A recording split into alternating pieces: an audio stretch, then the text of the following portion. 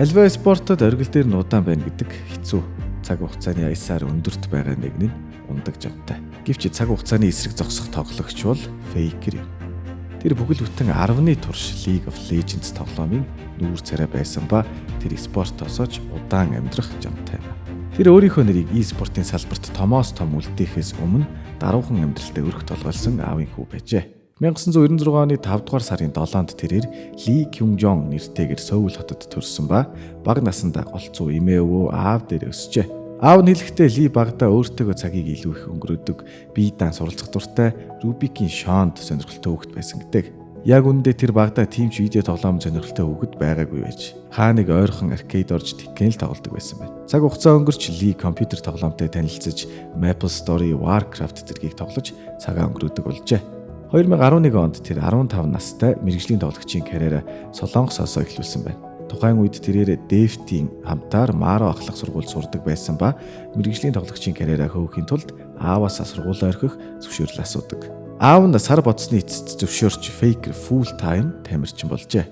2013 онд тэрээр шинээр байгуулагдсан залуу авиастангуудаас бүрдсэн SKT T1 2 багт тамирчнаар оров. Түүний шинэ баг нь 13 оны хаврын Olympus Champions үнэхээр амжилттай хүснэгтийн дээгүүр орж эхэлжээ. Тэмцээнээс 3 дугаар байранд өндөрлөв.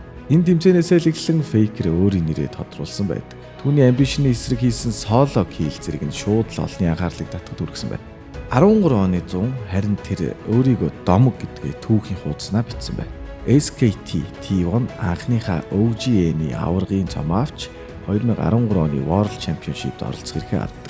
Замдаа таарсан багуудыг тоохчгүй 2-0-оор хожиж Grand Final-д 3-0-оор өндөрсөн байна. Түүний энэхүү тэмцээнүүдээр гаргасан тоглолтуудаас болоод аль хэдийн түүний хамгийн шилдэг хэмээн цоллоод амжив.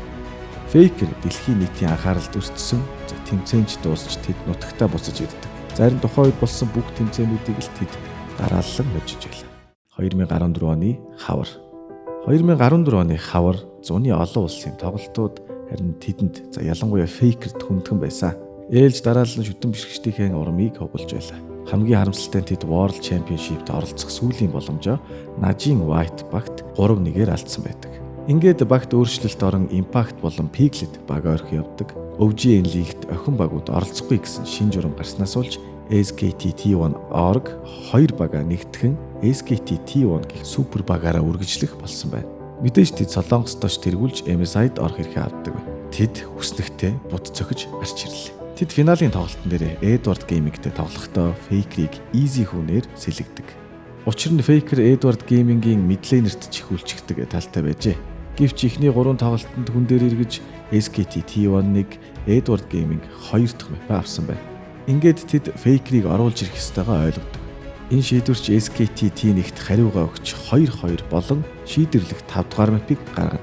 Edward Gaming-ийн Faker-т LeBlanc-ийг нөхөөр шийджээ. За Faker LeBlanc-аараа мэргэжлийн тэмцээн дээр нэг ч хожигдож байгаагүй байдаг байна. За Faker ямар ч эргэлзээгүйгээр LeBlanc-ийг авсан ч энэ League of Legends-ийн түүхэн дэх хамгийн том өрх байсан байна.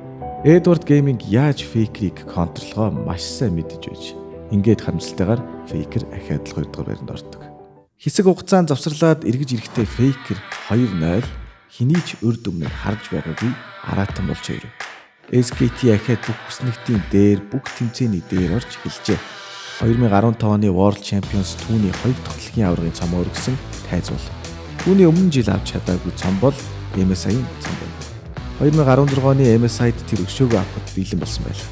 Замдаа тарлцсан баг бүрийг ямар ч саадгүйгээр давж тэрээр MSI-ийн аварга болсон байна. 2016 оны World Championship-ийн аварга аль баг гэж дахиад л SKT T1 дахиад л Faker.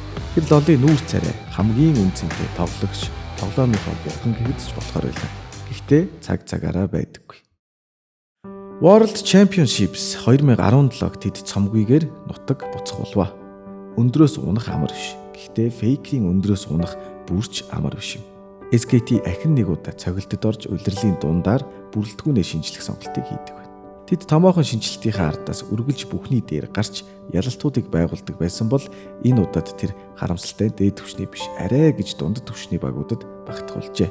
Ингээд MSI үүснээс хойш анх удаа SKT-г зохион байгуулагдах болдог. За энэ Faker-ийн хувьд карьерийнх нь хамгийн ёроолын цэг гэж бодож байвал үүнээс ч дордож багийн дасгалжуулагч түүнийг хангалтгүй гэж үзээд сэлгээнд суулгаж түүнгүйгээр багийн хожлуудыг гартаа авч эхэлнэ. Ингээд амьдралтаа анхудаа Faker World Championship-ийг өнждөг байна. 2018 онд тэр маш их сэтгэл зүйн дарамтанд байгаагаа илэрхийлж тоглоомноосоо удаан хугацааны завсарлага авч байгаагаа зарладаг. Энэ хугацаанаас маш олон багаас маш олон тэгтээ саналууд ирж байсан ч тэр бүгдийг нь яцаасан байдаг. Түүнийг амарч байх хугацаанд Солонгосын лоолч мөн уналтанд ороод байсан. За тэр энэ үед өөрийгөө иргэн ирэх ёстойг ойлгож үзгээ аваад SKT багтайгаа шинээр гэрээлэн тоглоомдоо ирэх ирдэг. Энэ удаад Faker шал өөр тэрнээсээ ч өөр чөтгөр болон хувирсан байлаа. 2019 оны улирал эхлэхэд бүх тэмцээнүүдийн цом Faker-ийн шүүгэнд өргөдөж эхэлжээ. Яг нь 2019 оны MSI жоохон тимхийн болоод тэгээд G2-д хосуулцдаг ч гэсэн World Championship-ийг хожих боломж тэдэнд байлаа. Удирдлын тоглолтуудаа ч тэд таарах үзүүлж байсан ч энэ удаад Faker илүү сэтгэлийн бэлтгэлтэй байж дараагийн удирлаар ялалтаар барьчих байгаа. Ингээд World Championships эхэлдэг. За тэд хүснэгтийнхээ нэгт жагсаж замдаа таарсан Европ, Хятад гээд бусад улсын багуудаа тоохгүй гიშгэлэн гарч нөгөө талаас G2 гიშгэлсээр финалд тэд дахин үлддэг. Faker-ийн гарт цусан өшөөгөө авах боломж ахин нэг удаа гарч ирсэн байна. Амьдрал үлгэр шиг биш нь харамсалтай. 3-1 ярцаатайгаар G2 Faker-ээс 3 дахь дэлхийн аваргын цомыг нь ахин булаадаг. 2020 оны улирал дуусах завсраар SKT T1 брэндээ шинжилж бага T1 болгон ахин нэг удаа бүрэлдэхүүнээ өөрчлөлт оруулна. Тэд дараагийн улиралдаа харамсалтай нь хүлээлтэнд хүрэлгүй World Championships өрсөлдөх хэрэгэж алддаг байна. 2021 онд T1 бага хуучны сайн тоглогчид биш залуу олонний танил биш шин цуснуудаар сэлгэн Faker-ийг тоглогч гэхээс илүү багш сурган хүмүүжүүлэгчийн үүрэгтэйгээр эхлэхэр болов. Энэ төлөвлөгөөнд амжилттай болж World Championship болоход тэд Олимпийн найдлага биш ялах магадлал өндөртэй баг болж чадсан байна. Энэ удаад тэд ялалт байгуулаагүй ч финал хүртэл асуудалгүй явж чаджээ. Дараагийн улирал харин тэдний юу хийж чаддгийг харуулах улирал байлаа. 3 жилийн дараа T1 18-0 гэсэн үзүүлэлттэйгээр түүхэндээ байгаагүйгээр дотооддоо ялалт байгуулдаг.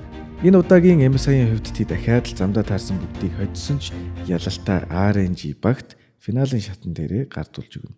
World Championship-ийн хувьд ч мөн адил Faker 2 дугаар байрны хараалаасаа салж чаддгүй үргэлжилсээр л байдаг. Faker бугуйндаа гэмтэл авч ахин нэг удаа завсарлага авахар болсон байна. Аналиструуд T1-ыг Faker-тэй Faker-гүй дажгүй явах боломжтой гэж бодсон. Тэд дараагийнхаа 8 тоглолтын 7-г нь алддаг. Faker аргагүй ирэхэнд хүрч амралтаасаа гарч ирэн багтаа ахин нэг удаа дотоодын цомыг нь авч өгнө.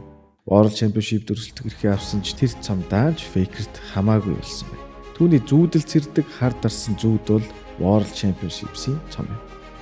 T1 баг үнэхэр хүчтэй байсан ч одоо тэднийг хожих магадaltaй гэж харах хүмүүс ховор болсон. За энэ удаад бол Faker хинтээж наадах сонирхолгүй байлаа. Түүнийгээ ч харуулж тэр удаан хүлээсэн хараалаа дуусгаж World Championship 2023 оны цомыг цуглуулгандаа нэмж чадсан байдаг.